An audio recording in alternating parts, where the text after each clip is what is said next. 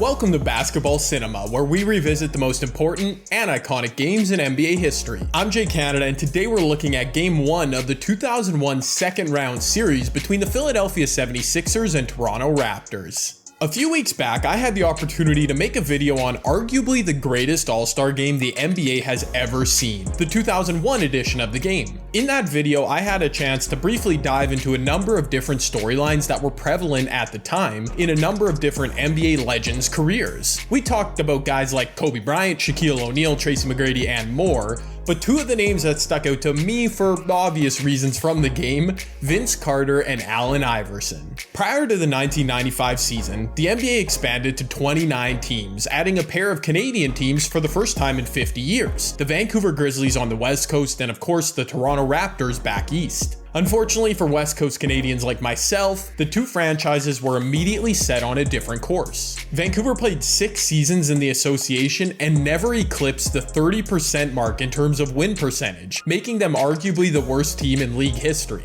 Their best record in their 6 seasons was 23-59. They obviously never made the playoffs, and predictably, attendance plummeted in their waning seasons in Vancouver. Now, there's a lot more that goes into the story of why the Grizzlies relocated to Memphis, but that's a story for another sad day. Just know that being an absolute tire fire on the court played a large role in the demise of Canada's second team. But where the Grizzlies made a habit of whiffing on draft picks and mismanaging both coaching and player personnel, the Raptors were able to find their footing. After 3 rough seasons out the gates, the Raps were purchased by Maple Leaf Sports and Entertainment, who proved to be a supportive financial backbone for the organization, and more importantly, at the 1998 NBA draft, the Raps acquired one Vince Carter. Carter was originally picked by the Warriors and traded for Anton Jamison, and with the addition of a couple veterans around Vinsanity, the Raps nearly hit the 500 mark in 1999 and qualified for the playoffs in 2000. It's hard for me to put into words just what Vince meant off the court for the Raptors and for basketball in Canada, but it's not a stretch to say we wouldn't have a number of the talented Canadian players in the NBA that we see today without his influence. Watching Vince in a dunk contest and watching him play, he was my favorite player. I think one time I got to go to one of the Raptors games, and he called out his name and from the stands, and he looked back and gave a wave, so I think that's probably one of my favorite memories. In contrast to the Grizzlies, who would eventually leave Canada without having made an impact, Vince Carter's high-flying style of play was geared towards drawing interest to the sport in Toronto and across Canada, and his commitment to actually playing in the Great White North when other players refused changed the course of basketball history forever. In addition, by the time 2001 rolled around, Vince and the Raps were seeing tangible results. Toronto would go on to finish 47-35 in the 2001 season, good for 5th in the East. Carter finished 5th in league scoring at just under 28 points a game, while adding 5.5 rebounds and 4 assists per game. He'd finished 2nd team All-NBA, headlined the aforementioned All-Star game, and finished 11th in MVP voting. In just his 3rd career season, 2001 would end up being the finest in Vince Carter's lengthy career. Speaking of career seasons, on the other side of the matchup we're about to watch, Allen Iverson for the Philadelphia 76ers was in the midst of his own personal Picasso of a season. Iverson would lead the NBA in scoring in 2001, averaging 31.1 points a game. Steals, averaging 2.5 per game, would be named first team All-NBA, All-Star Game MVP, and of course NBA MVP for his exploits. Iverson feels like one of only a few players in NBA history who has received near unanimous approval from fans and players. Former players never cease to mention Iverson during discussions of toughest players to guard one-on-one or to contain defensively, while fans will continually point to his 2001 season as one of the all-time greatest carry jobs by any individual NBA legend. Personally, the thing I've always respected AI for more than anything is his toughness, and that's usually a term I don't really care for when it comes to basketball. But listed at just 6 feet, 165 pounds, Iverson was a super undersized player no matter which era you're talking about, yet somehow he averaged over 41 minutes a night in his 14 NBA seasons and led the NBA in minutes per game 7 different times over the course of his Hall of Fame career. Dude, that's legitimately crazy. 2001 was Iverson's best crack at winning a ring, as he powered the 76ers to the first seed in the East, and after dusting off the Indiana Pacers, had a date with Vince and the Raptors in round 2. I chose game 1 of the series to cover for reasons that will become obvious once we get into the action, but this series as a whole would be a true roller coaster, with both Iverson and Carter eventually hitting the 50-point mark, and a 7th game that would be decided on a potential buzzer beater. But let's watch the starting point of an epic clash between two of the NBA's finest in 2001. Unfortunately for all of us, the broadcast of this game was delayed due to Kings-Lakers running long, so we missed the first 6 minutes or so. Nothing too consequential happened, although Iverson had scored an early 8 points. First action we see is veteran Tyrone Hill connecting on a mid-range jumper, one of Iverson's 4 assists on the game. Speaking of the MVP, his first ridiculous play of the game coming right off the bat. And here's Aaron McKee, who just checked in. Iverson with a beautiful tip to Mutombo. In one motion, an O-board and assist to Dikembe? Not sure how the little dude did that. Antonio Davis was an all-star in 2001 and was able to finish off the pick and roll inside. After an Iverson turnover, Alvin Williams took it coast to coast for a pull-up mid-range jumper. Pretty sure every coach in 2021 would blow a gasket if his player took that shot. Dikembe Mutombo was such a large, imposing presence that he was called for an offensive foul after the O-board simply because he was too large. Some nice offensive action by the Raps, as Mutombo hard-hedged on the initial pick and roll, leaving an open lane for Antonio Davis on the secondary pass from Vince Carter. Allen Iverson taking his first bump of the game in transition, heading to the line where he'd make one of 2. Carter operating on the left wing, isolating beautiful and making his second field goal of the contest. Iverson a nifty step through on the other end from the elbow to answer to give him 11 in the opening frame. And a pair of freebies from the stripe for Vince, he had 7, and the Raps were up 4 through a quarter. Keon Clark was a valuable piece off the bench for the Raps, entering the game and immediately hitting a lefty jumper.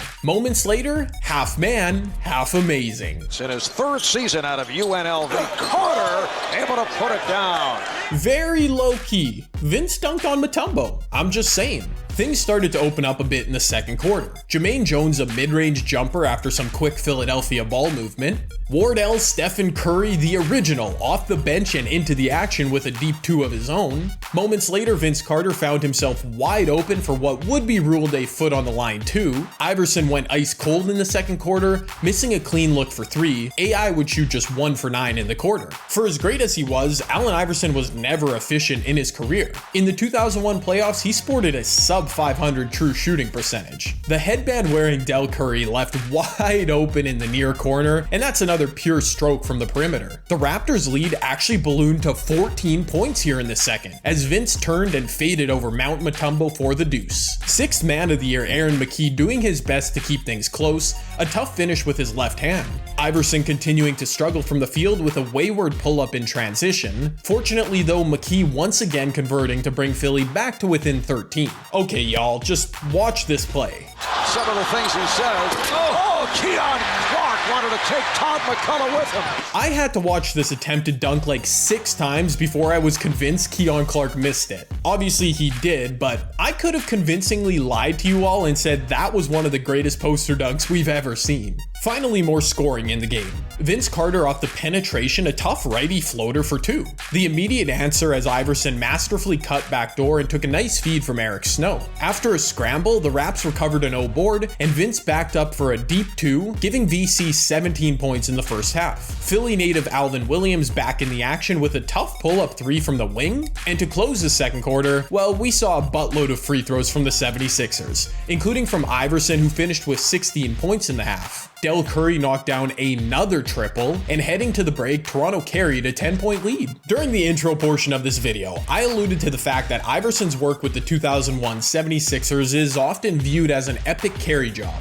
Now, I'm not going to sit here and try to convince you all that's not true. Well, maybe just a bit anyways. It's true that Iverson carried a massive offensive load on his diminutive stature. In the playoffs, he'd averaged 33 points a game on 30 field goal attempts, while having just 2 other teammates average in double figures. In comparison, both Kobe Bryant and Shaquille O'Neal averaged 30 a game in the 2001 playoffs, while also having 2 more teammates in double figures. But what's truly crazy about the 01 76ers, in addition to Iverson winning MVP, Aaron McKee won 6th Man of the Year, Larry Brown won Coach of the Year, Year, and Dikembe Mutombo won Defensive Player of the Year. It's clear Philly was missing a true secondary shot creating option, and Iverson was asked to do just far too much. It's just always funny to me to see how the 76ers dominated regular season awards in this year. The league MVP got back on track in the third quarter as the Sixers pushed for a comeback, pulling up confidently from the top of the key to cut the lead to 8. Old man Charles Oakley finally impacting the game with a jumper from the left wing. DPOY Dikembe was doing yeoman's work on the glass this game. He showed just a bit of touch from the low block too with a right-handed hook.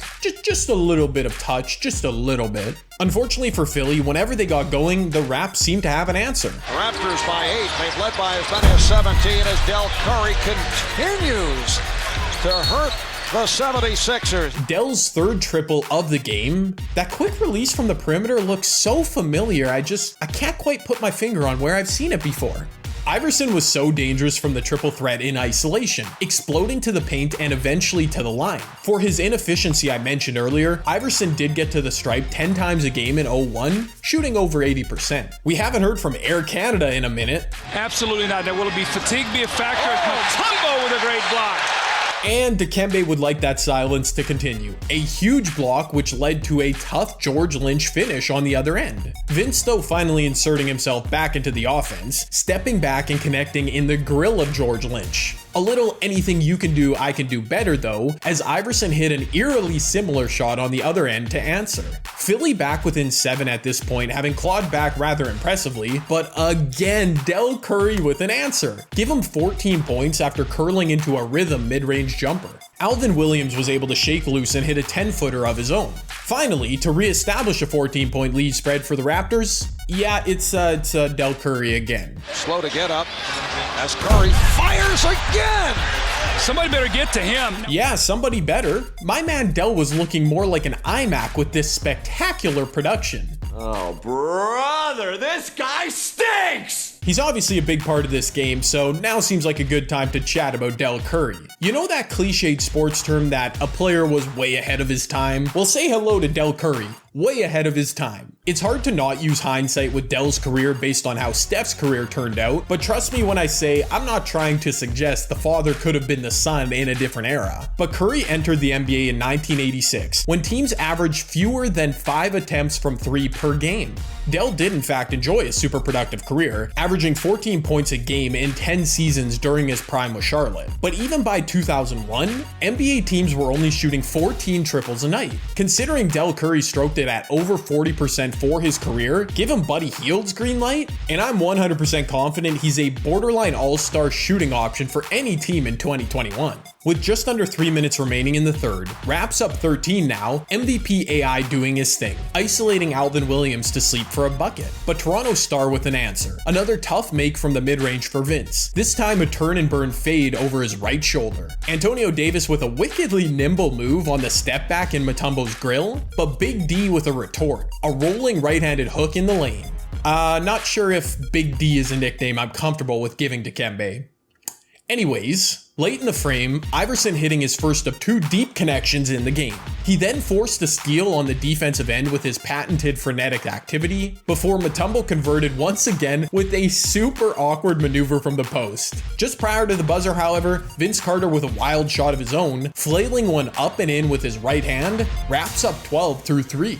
Dikembe continued to impact the game offensively. A tough catch off an Iverson dime, the finish, and the harm. Mutombo would finish with 17 points in this game. Wild sequence here on the other end, as Jermaine Jones ripped down Charles Oakley, getting called for a flagrant foul. Oakley would make both freebies, and in keeping the ball, who else but Charles Oakley walking confidently into an uncontested triple. I know James Dolan is somewhere literally shaking right now. A truly gorgeous play here from Allen Iverson, hitting a cutting Jermaine Jones perfectly in the half-court set for a nice lob finish. Del Curry with his final hoop of the game, a 2-dribble pull-up from the free throw line, the old man finishing with 20 in this one. At this point in the fourth, the Raps offense did begin to struggle. Antonio Davis looking way in over his head trying to score from the post on Mutombo, and in transition back the other way, Aaron McKie with a putback off an Iverson miss. Chris Childs was unable to shake free from Iverson, who had him clamped for a miss. Childs then picked up his 5th foul against AI, and just seconds later, Childs picked up his 6th and final foul on Iverson, then he got tagged with a technical. Very immature sequence from Chris, who is most well known in his career for punching Kobe Bryant. Children these days, am I right? All those shenanigans would result in a 4-point possession for Philly, as Iverson converted the technical free throw, then Aaron McKie bringing the house down with a corner 3. Toronto desperately needed their superstar to take over in a 5-point game now, and Vince Carter did answer the call,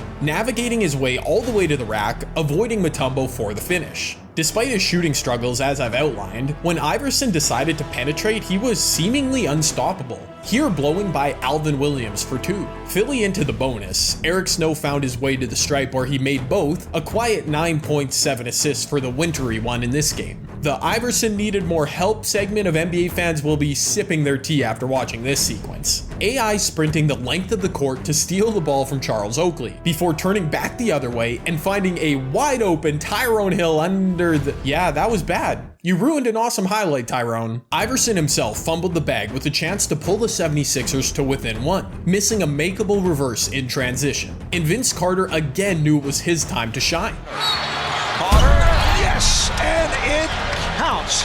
Another sensational move by Vince Carter. The hang time from the post was a work of art. Give Vince 30 after hitting the freebie. More importantly, a 6-point lead again for the Raps. Iverson would find himself at the stripe again, where he made just 1 of 2. But after another timely defensive play at the rim by Mutombo, George Lynch scoring off the goaltend, and it was back to a 3-point game. Just 3 minutes left now, and with another timely hoop for T.O., Alvin Williams on the paint pull-up for 2. Aaron McKie with a really difficult baseline fader over Vince. He had 7 in the 4th quarter alone. With the Raps back up 5, Iverson coming up well short on a decent look from the perimeter, he was just 10 for 33 from the field at this point. Vince was put on the line where he'd make 1 of 2, bringing the lead back up to 6. But a tough dribble drive and finish by Eric Snow, followed by a superhero play from Iverson, diving like a free safety to intercept the pass from Del Curry, eventually resulting in a George Lynch dunk. I mean, wow. Down 2 now, the Sixers in need of a stop, doing a great job defensively, forcing a Carter miss, but somehow Mutombo was unable to secure the board. After killing some clock, Shot clock at 6. Oakley, yes! Charles Oakley! Of all people, yes, it was Charles Oakley. You knew Philly would go to their superstar, and Iverson drawing contact to get to the line with just over 30 seconds remaining. And here we are, the 76ers trusting their elite defense, the Raptors electing to trust Vinsanity. It's all Vince Carter. And Carter with the shot. Carter with the tip. Not the prettiest of sequences, but a tip-in off his own miss for Vince was huge. And with the answer on the other end, Iverson for 3! Allen Iverson from downtown. It's back to a 1-point game. big play after big play after big play, and this is why I chose to cover Game 1 of this series. Carter would be intentionally fouled, and he confidently knocked through a pair to put Toronto back up 3 with 6 seconds left. Again, who else would Philly go to in this moment? Snow will throw in 5 8/10 seconds remaining. McKie looking for 3, and that will do it.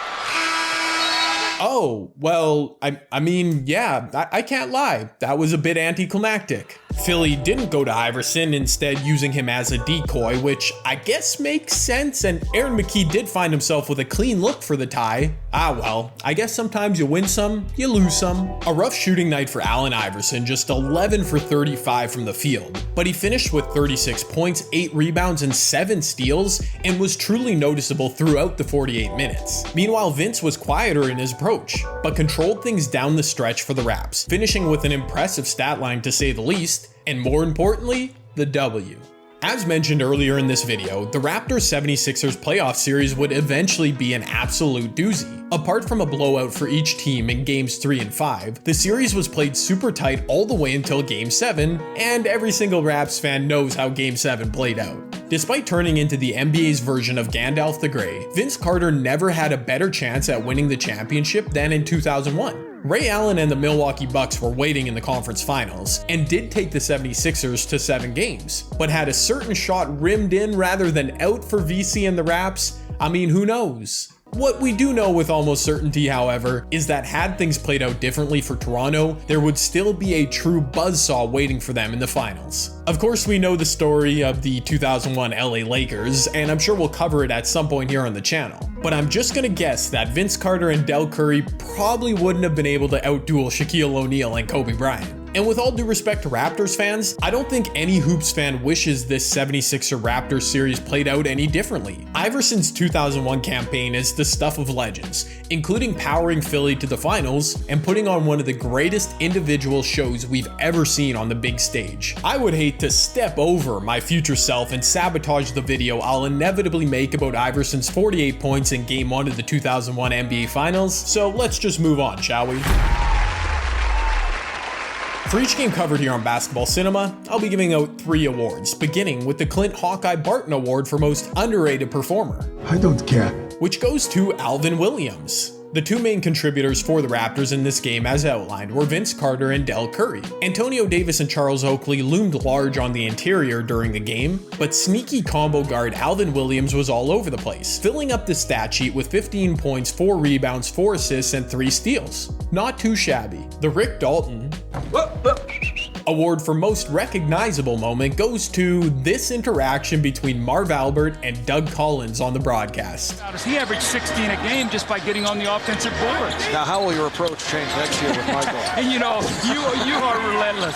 I totally forgot that Doug Collins, who coached Michael Jordan for 3 seasons in Chicago, would also coach MJ when the GOAT returned to play for Washington. At this current point in time in 2001, it was still a mystery if Mike would in fact return to play. But as part owner and president of the Wizards, MJ hired Collins to be head coach for the 01-02 season, and many speculated that meant a return to the court for Jordan. A few months later, that speculation came to fruition, and Marv Albert was justified in his chastising of his former broadcast partner. And finally, the Mark Jackson, with all due respect, Award for Weirdest Moment in this game goes to this commercial aired by NBC featuring Dan Patrick and the late great Gordie Howe. When one rival team had to face Gordie Howe in the playoffs, their game plan was simple: keep Gordie Howe from scoring. Now that's original. I'm guessing most of you young folks watching this don't know either Gordie Howe or Dan Patrick, but trust me when I say, that is a super weird combination of people to be in a commercial together. And that's it. The Toronto Raptors beat the Philly 76ers 96-93 in Game 1 on May 6, 2001. It was the first section of what would be a true roller coaster of a playoff series between the 2 teams. If you enjoyed this episode of the show, please consider dropping a like down below. And if you can see yourself watching a few more of these in the future, I'd suggest hitting that subscribe button as well. Also, leave me a comment on literally anything you saw in this video. They all help the YouTube algorithm. Also, be sure to follow me on Twitter at JCanada10 to get a tease for next week's episode. But until that one, I'm JCanada, and this has been Basketball Cinema. And Marv Albert was justified in chastising his form. Personally, the thing that I've always respected my word, who proved to be a financial and near unanimous we wouldn't have the number of Canadian when other players refused change. But a tip-in off his own miss for Vince. Oh my word.